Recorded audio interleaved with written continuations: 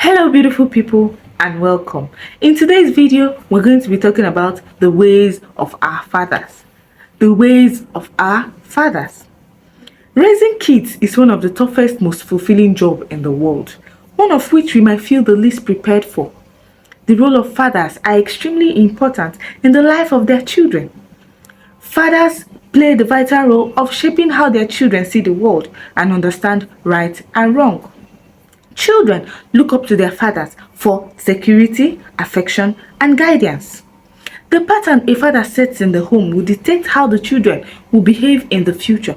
That is why Proverbs 22 verse 6 says, "To train up a child in the way he should go, for when he is old he will not depart from it." This training can also be seen in the place of spirituality.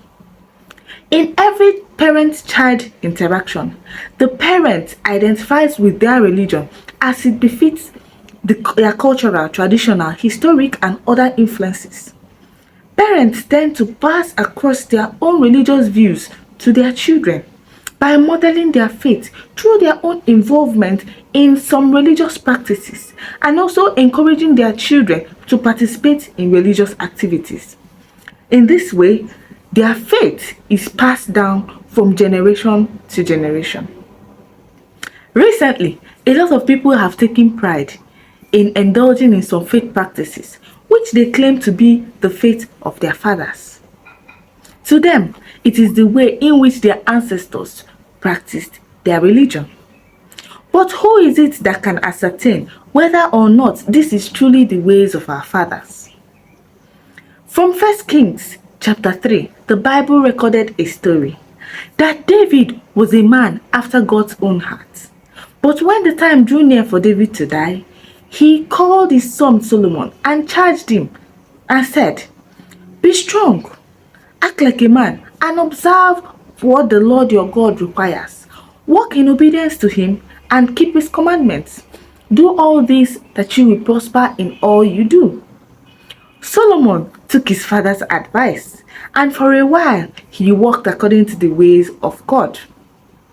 But eventually Solomon got carried away by his wealth and affluence, that he started doing things that were contrary to the ways of God. God got angry but allowed him to complete his reign before taking the 11 tribes of Israel from his lineage, leaving only one to his bloodline. Listen carefully. God made Jeroboam king of Israel. But because of Jeroboam's selfishness and love for power, he carved 2 golden calves for the people of Israel and presented it as their God. He thought to himself in 1 Kings chapter 3 verse 26 that if these people go back to Jerusalem to offer sacrifices in the temple of the Lord, they might give their allegiance to their Lord again and then kill him. So what did he do? He built altars, he built shrines in high places and made the Israelites to offer their sacrifices there. He created days for festival of those deities that he built. So one man's decision changed the religion of the Israelites for decades. Many kings ruled and lived according to the mistakes of Jeroboam their father. Inasmuch as some of them tried very hard to find their way back to God, like Hezekiah. But it was only Josiah that was able to find the book of the law of the Lord and rededicated the Israelites back to God by renewing their covenant with him.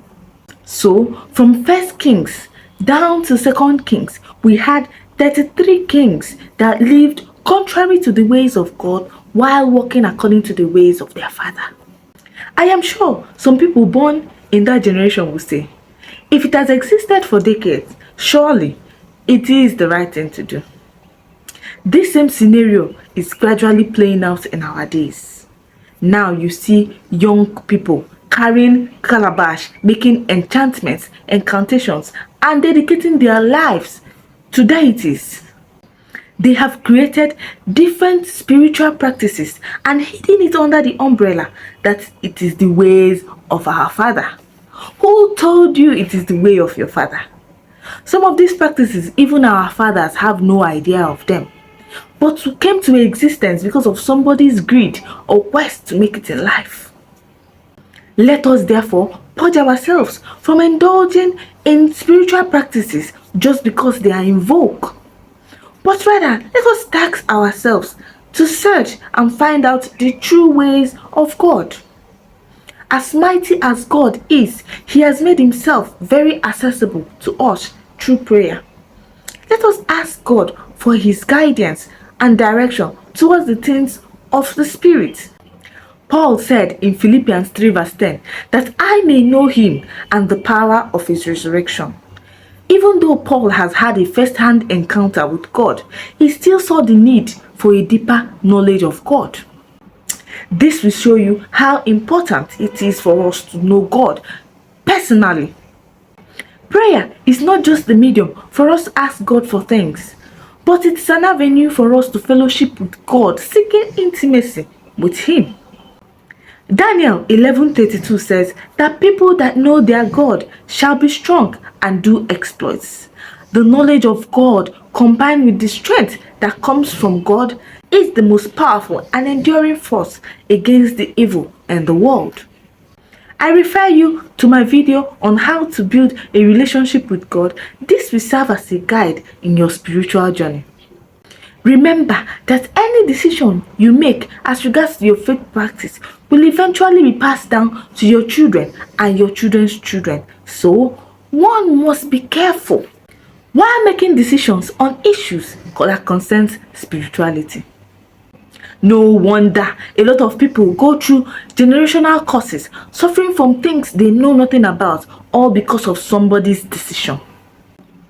Philippians 5:15 says, be very careful how you live, not as unwise, but as wise, making the most of every opportunity, for the days are evil.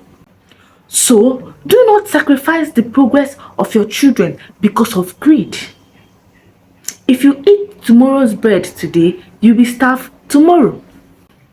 For there is a way that seemeth right unto a man, but the end is destruction.